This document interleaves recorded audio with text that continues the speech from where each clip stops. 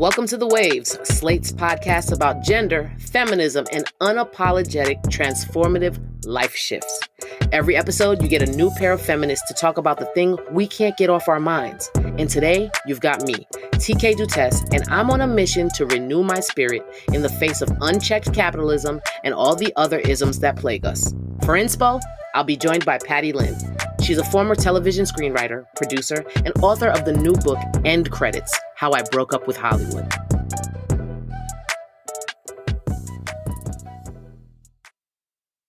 Now, I'm not a television writer, and not many of us are. But there are certain cultural attitudes that transcend many workplaces. Toxic bosses, hustle culture, quote, earning your keep, all that bullshit. And for many of us, we hit a breaking point and we start to ask ourselves, do I need to make a big change? I'm kind of in that spot myself, actually. Earlier this year, I sat with my friend and we talked about what it would take to go on sabbatical. I had been recently laid off, I was grieving a recent loss, and I was trying to come to terms with a string of exploitative experiences that spanned several years in a field that I loved. Eventually, the stress caused mental health and physical issues that I couldn't ignore. To say it was a good time to take a break was putting it lightly. Where did all the workers go? Millions of women are still missing from the workplace, and the situation actually got worse when schools reopened in September. Natural black hair is often unfairly looked at as inappropriate in places like the work environment, school, and even on camera.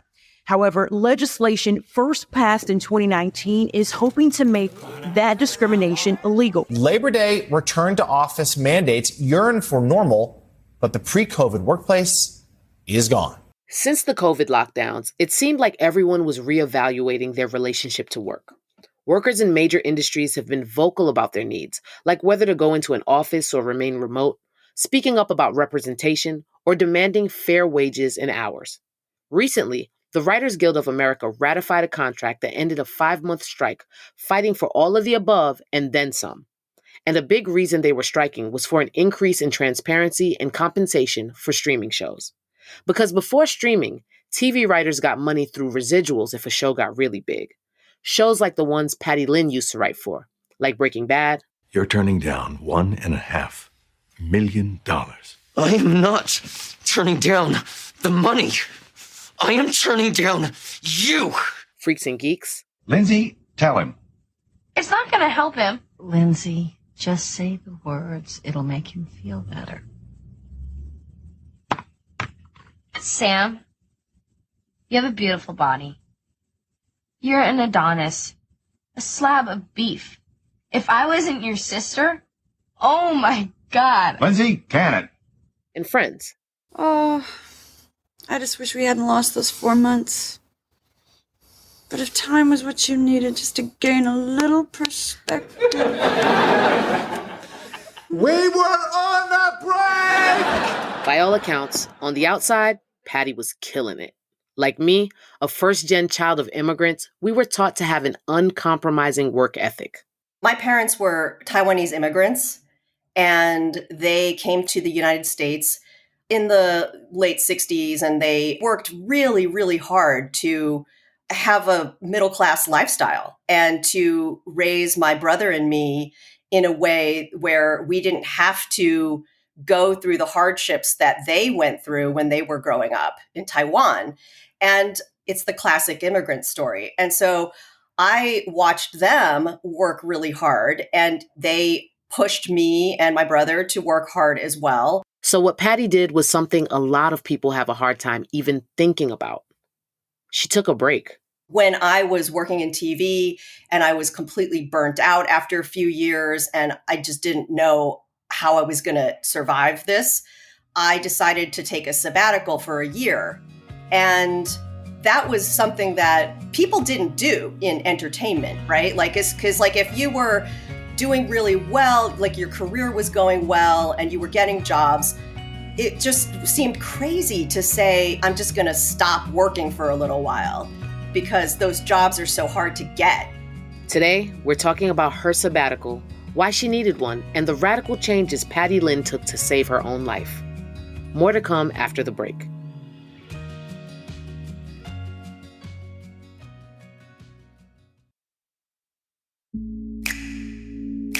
Hey Waves listeners, if you're loving the show and want to hear more, subscribe to our feed. New episodes come out every Thursday morning. While you're there, check out our other episodes too, like last week's about how female bosses can still be just as toxic and exploitative as male ones.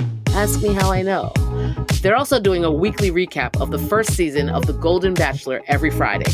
Check it out.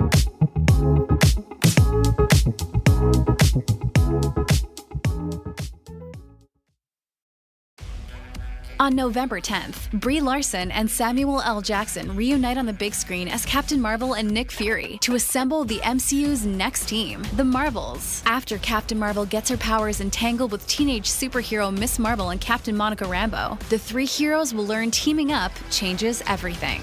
Don't miss Captain Marvel's return November 10th in the Marvels, only in theaters. Rated PG-13. Get your tickets now. There's always something new and exciting happening in Montgomery County, Maryland. Join podcaster and business leader Kelly Leonard and me, Bob Levy, on another episode of Something to Talk About, where we speak with industry leaders making an impact in our county. Welcome back to The Waves. I'm TK, and I'm joined now by Patty Lin, accomplished screenwriter, producer, and the author of End Credits, How I Broke Up with Hollywood. Patty, I'm going to jump right into it. I related to this book so much. I'm in new media, podcasting, and it's coming to its own place of reckoning, let's be real.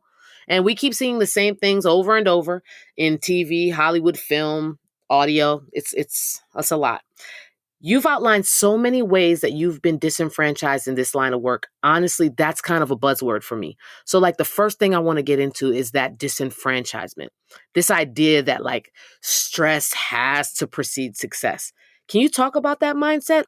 Where does it come from? Why are we like this? Well, for me, it came from, I can kind of trace it back to a very specific event in my life, which is, it's kind of cool because a lot of times you have these neuroses and you don't really know where they come from. But this time I remember very distinctly when I was a sophomore in high school, I had to write a paper for my English class. And it was about the Scarlet Letter. And I don't know if you've ever read that book. It's really hard to understand. I tried not to rely on Cliff Notes, but and so I up to that point, I had often procrastinated on my homework assignments, and this was one of those times. And I had to write this paper. It was due the next day, and so I pulled my first all-nighter. I stayed up the entire night writing this paper, and I was delirious by the time morning came and thought that I had written a masterpiece.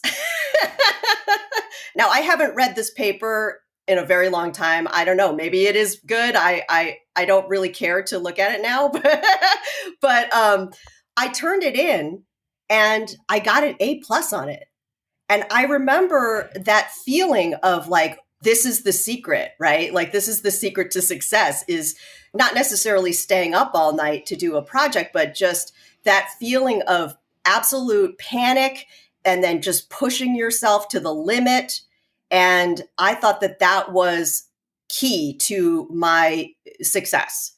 And that belief just became ingrained in me subconsciously. And so even now, sometimes, this is, many years later, and I've been through therapy and I've identified this, this neurosis.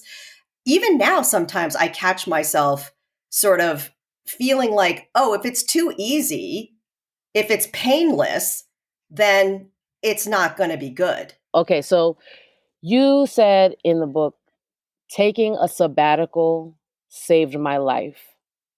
But it also seems like you were at odds with your upbringing, and as a fellow first gen, my parents are from the Caribbean, so there was a lot of messaging there. And there's also that American way thing, work, hard work, bootstrap, and it's part of the stress before success conversation. Were you socialized towards this mindset of pushing through and making it work by any means necessary? Oh, absolutely. My parents were Taiwanese immigrants, and they came to the United States in the late 60s, and they worked really, really hard to have a middle class lifestyle and to raise my brother and me in a way where we didn't have to go through the hardships that they went through when they were growing up. When I was working in TV and I was completely burnt out after a few years and I just didn't know how I was going to survive this, I decided to take a sabbatical for a year. And that was something that people didn't do in entertainment. So nobody I knew in my field was doing that voluntarily. And then on top of that, my parents just didn't understand the concept of taking time off like that. Like they would take like a week off for vacation, once a year, and that's it. So it was definitely radical to decide to take that time off. And I had to struggle a lot with feeling like I was worthless and I was taking up like space, like I just felt like I was the laziest person on earth. And that if I wasn't doing something productive, that I didn't deserve to live, I mean, I'm being dramatic, but that's kind of what I felt all the time, to the point where like, if I was even just relaxing at all, I would get this like sudden jolt of anxiety of like, oh, I can't be relaxing. Like I need to be doing something productive. So it took a lot to work through that. Absolutely. And as I'm reading your book and I'm learning all the ways, right? I'm learning the ways of Patty Lin and I'm learning like how you think about things. And this guilt, I've felt it too, but it also feels so wild to me to hear you express that, because when I'm listening to you like in the audiobook talk about it, you're doing a lot of work. Your new job was wellness. Yeah, exactly. Yeah. That's a good way of putting it. What were you doing, like what were your wellness practices? Because like you were busy to me. And so when you say like I felt guilty about being, lazy and I just think people outside of that will never understand all the work it takes to be healthy. Totally. Yeah. I mean, I think there were a few things that were going on during that sabbatical. And one was that I was actively having fun. Like I decided that was going to be a priority for me for like the first time ever. So I would do things like, go to rock concerts or I would just, anything that sort of interested me or struck my fancy, I would just do it. And then another thing was that I was starting to get into yoga and taking care of my body and sort of studying the mind-body connection, because for such a long time, I'd had so many physical ailments that I did not realize at the time were totally, related to what was going on with me mentally and emotionally. For instance, when I was working at the Letterman show, that was like my first job out of college. And it was very stressful because the boss that I had there was just not cool. Put it lightly, not cool. Yeah, and I was doing a job there that I just had no interest in it. I was in the accounting department and I didn't want to be doing that. I wanted to be doing something creative. So I would get colds all the time, like much more than the normal person. And when I would get a cold, it would last for weeks. And I would just feel so run down all the time. I would get canker sores in my mouth. I mean, this just like went on for years, and then like when I became a TV writer, a lot of that, I still had physical stuff going on, maybe not the same things, but I would have TMJ where I would like grind my teeth at night. And so I would wake up with like a really sore jaw, and I had hemorrhoids all the time from being a writer because we sat on our butts like all day and would not eat healthily. And, so it was just like one thing after another. And so when I took that year off, I started to put the pieces together and I realized that all of these things are not random. And I just started to really pay attention to what was going on in my body and just like immediately attend to these things that before I would just kind of sweep under the rug, like, oh, it'll just go away. And it never did. So I was doing that, and like learning to do yoga was also a big help because that just strengthened my ability to pay attention to things, especially to what was going on in my own body.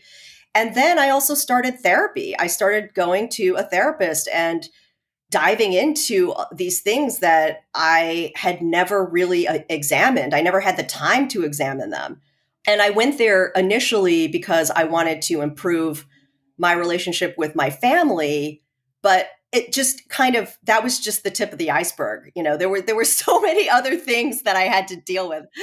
If you were that like iceberg meme, that's the top, and then like the part that you can see, and then the part that you can't see is like, you know, hemorrhoids and all these other ailments. And yeah, you know, they say like the body keeps score, and it's a cliche for a reason. It's true. Was one of these ailments the one that was just like, no, if I don't stop, I don't know what's going to happen?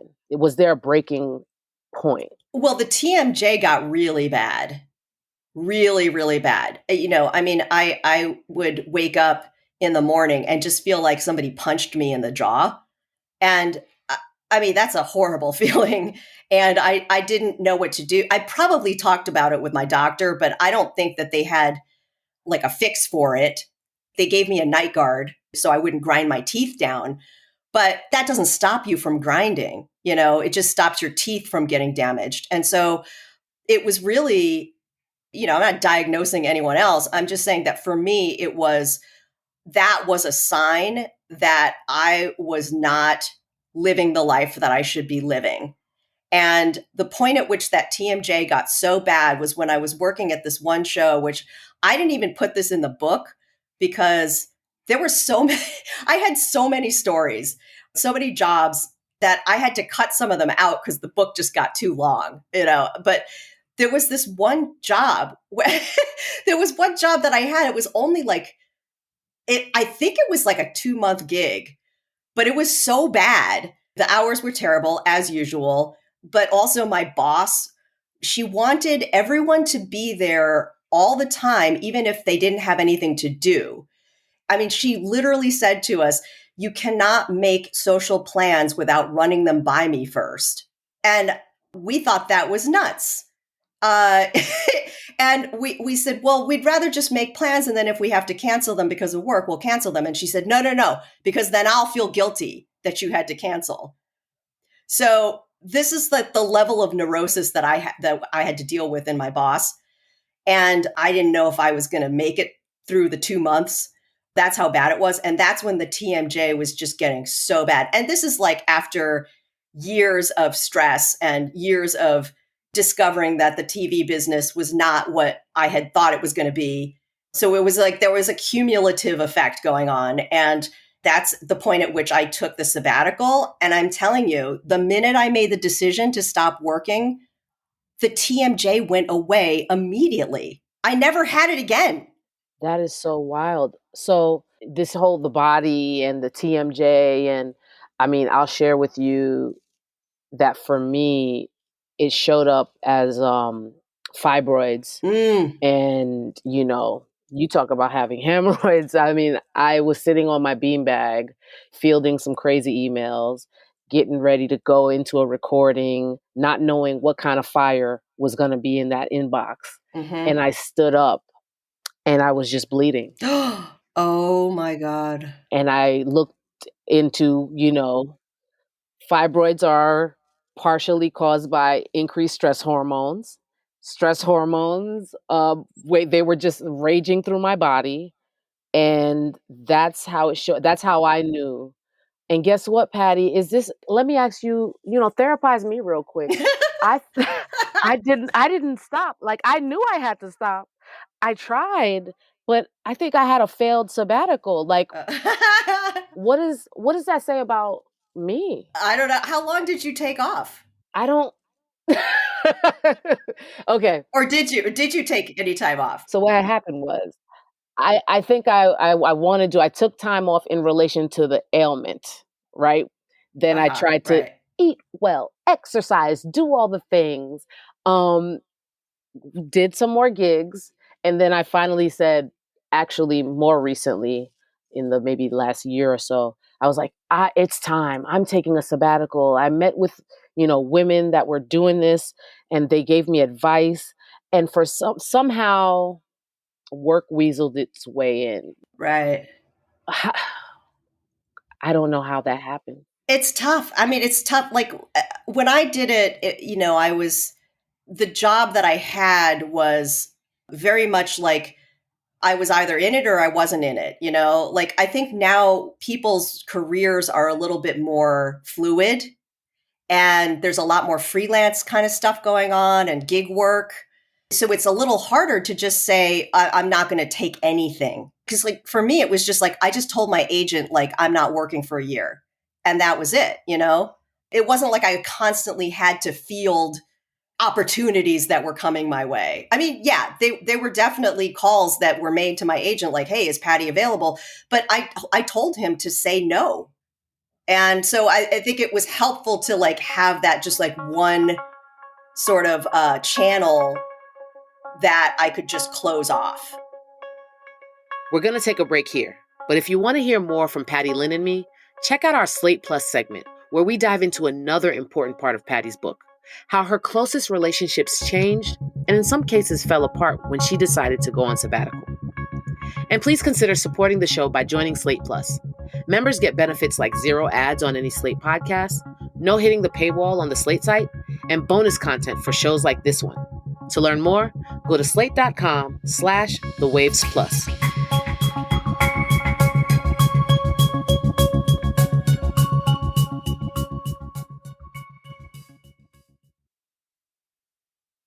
Welcome back to The Waves. I'm TK Dutes with author and former TV writer Patty Lin.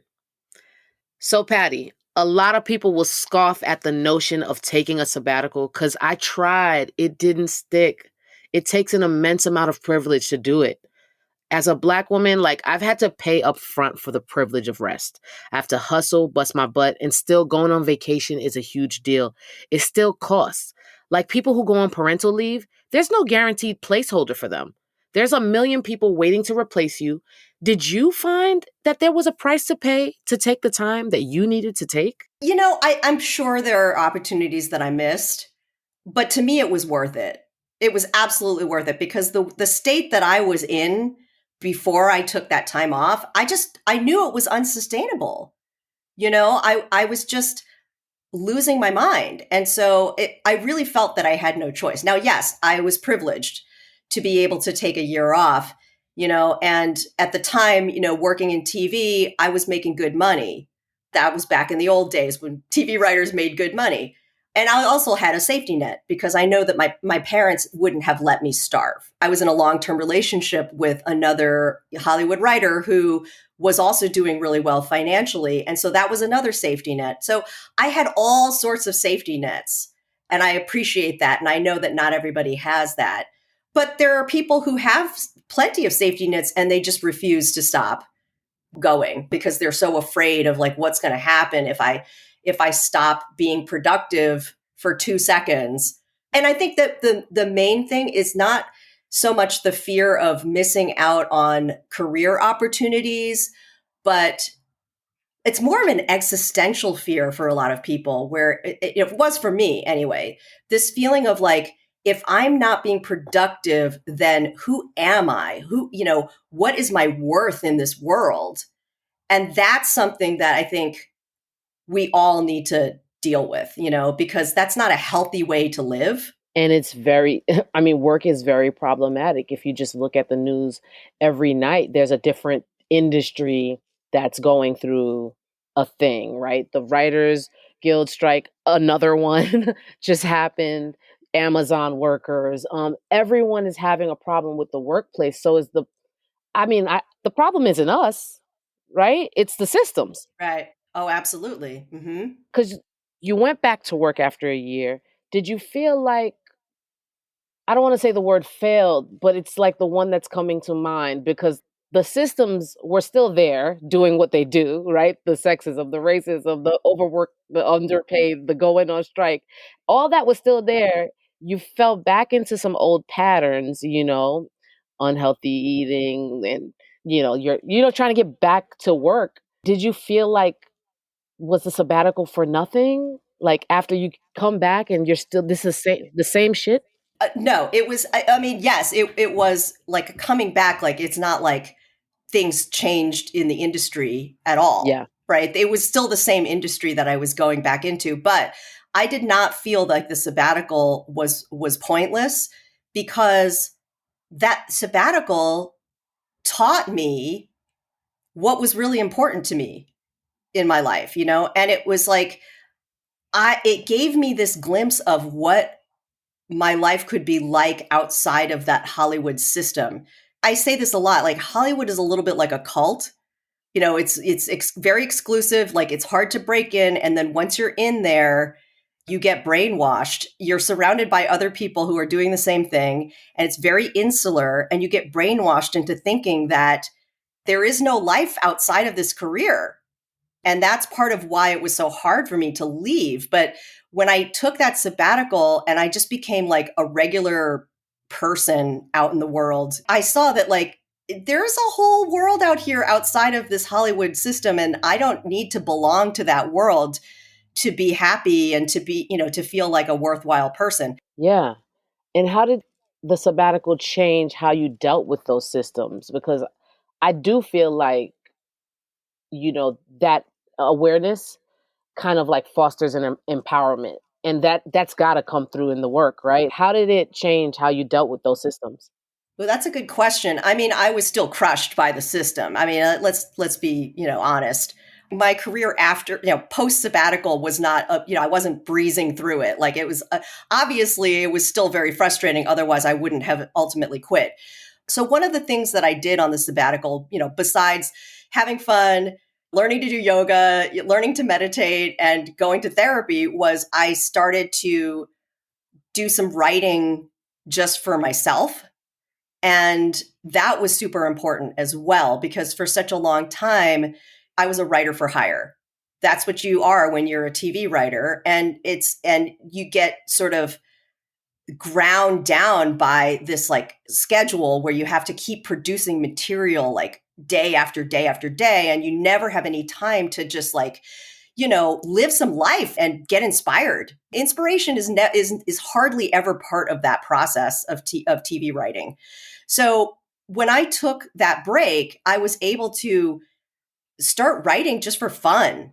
I even took like a fiction writing class at UCLA Extension and started writing short stories for the first time since I was like in college, and joined a writers group that did not involve anybody who was like a screenwriter. These were just like regular people who would write stories in their free time. And it was just like this amazing experience of being able to see what my writing life could be like outside of Hollywood. So even when I had gone back to work and I was in that grind, I knew that the writing that I was doing for these jobs, these TV jobs, wasn't the end all be all. Yeah.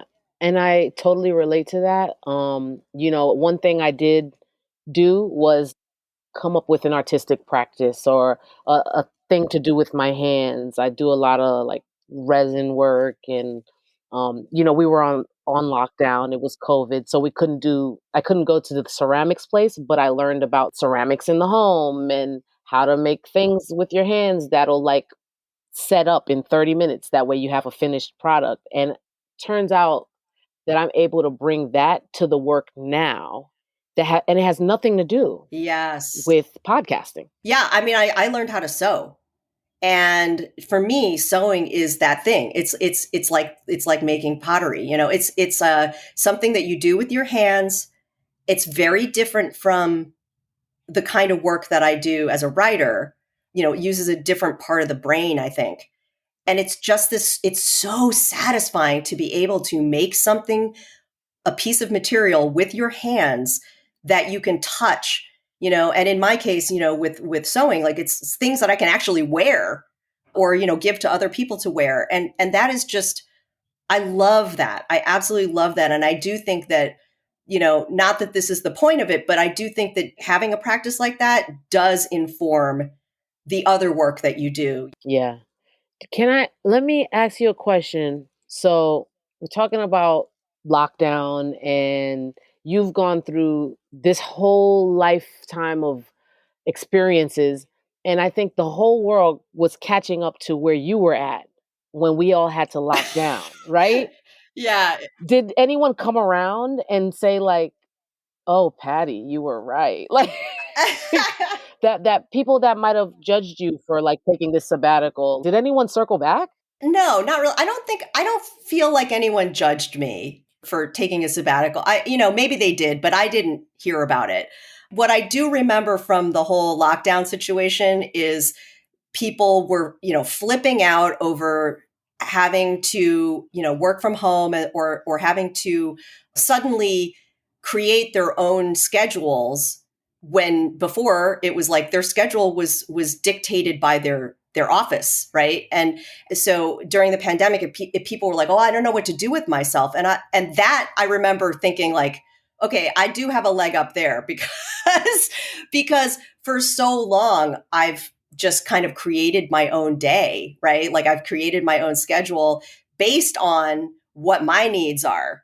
I mean, yes, I sometimes I have work obligations that I have to take care of, but it's ever since I quit TV, like it's always been my schedule is for me, right? Like I exercise when I want to, I work when I want to, I do my, extracurricular activities when I want to. And I've always loved that. So when people were freaking out about like, I don't know what to do with myself, it was like, give it a moment, take a minute. Yeah, take a beat. And pretty soon you're going to see how awesome this is. Like if you just let yourself sink into it, embrace it, it's going to be amazing. I mean, there are all these people who were so-called thriving during the pandemic, right? Like, Yeah.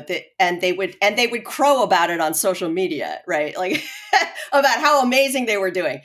And the thing is that like, yes, I mean, I had my mask making practice that I did and that, that got me through it. But like a lot of the time I was just curled up in a ball, like worrying that I was going to die from COVID or that, you know what I mean? Or that our society was falling apart. Like that, let's not, ignore the fact that all of that was going on. And like the fact that like people felt that, wow, look at me thriving.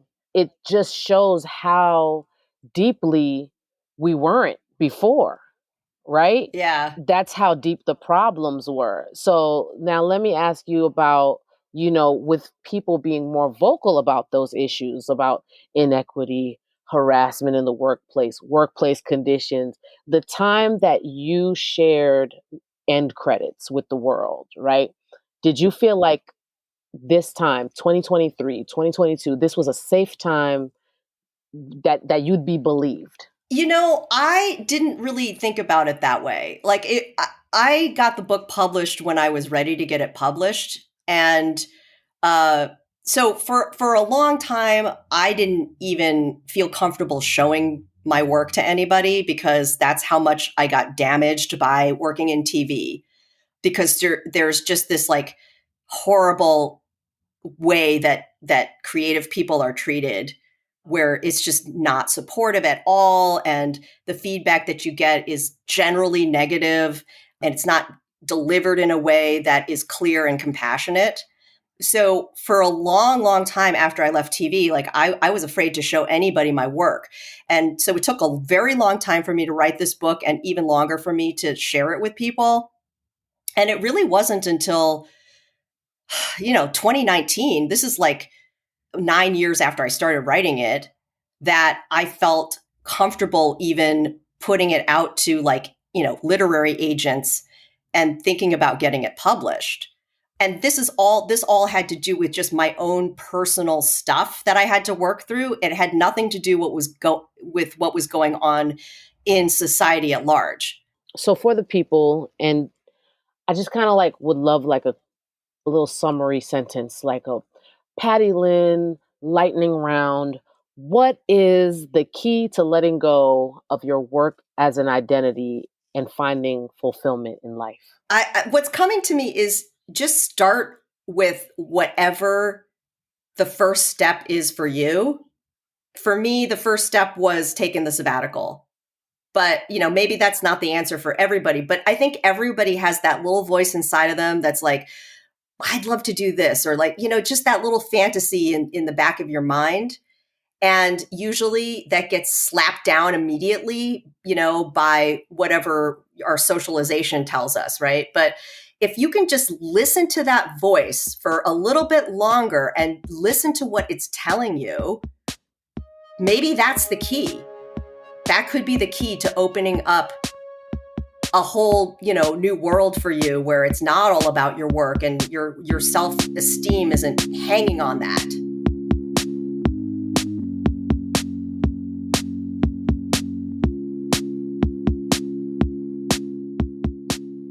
That's our show this week. This episode of The Waves was produced by Vic Whitley-Berry. Daisy Rosario is our senior supervising producer. Alicia Montgomery is vice president of audio. We'd love to hear from you. Email us at thewaves@slate.com. The Waves will be back next week. Different hosts, different topic, same time, same place.